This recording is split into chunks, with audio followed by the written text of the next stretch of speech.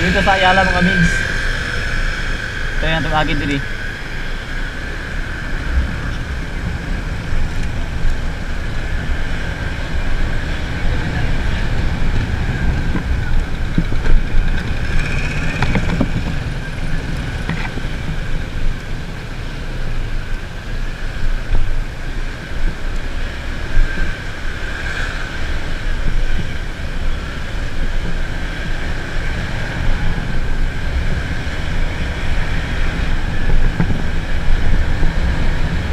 Bibog ito napita mga mix kay Ayalam dito dapit. Tapos daghang mga trabahan din dito nga mag-out sa trabaho dayon magkapit o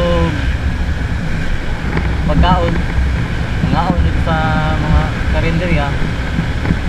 So daghang mabagi mga tanan dito mga mix muna nga dito sila magtapok tanan na daghang po mga riders dito, mga balhabal o fetch muna nga bibog dito napitang mga migs.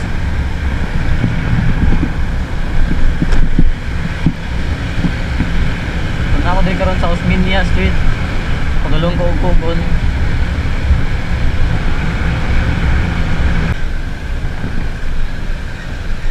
Muna din Kugon merkado sa magabi bibo kaayo. Akan kay mga bigya utan prutas.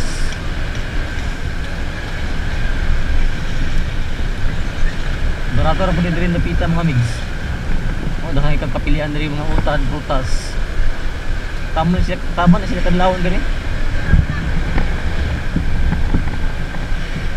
Pagkabuntag ningaw na kay hawana naman ang dalan niya kay dagan naman mga agi mga sakinan.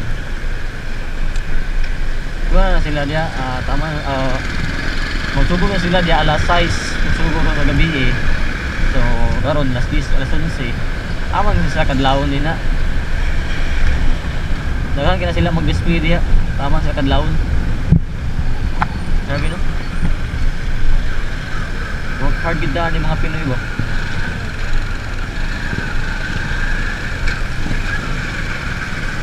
Dito Kugo no okay yan.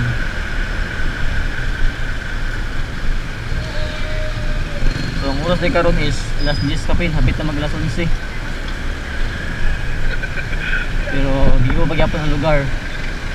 Di ko pagyapon ang Cagayan de Oro. Ito na namimingaw sa mga alauna. Mga alas 12 o alauna. Naman diyan mga sapatosan.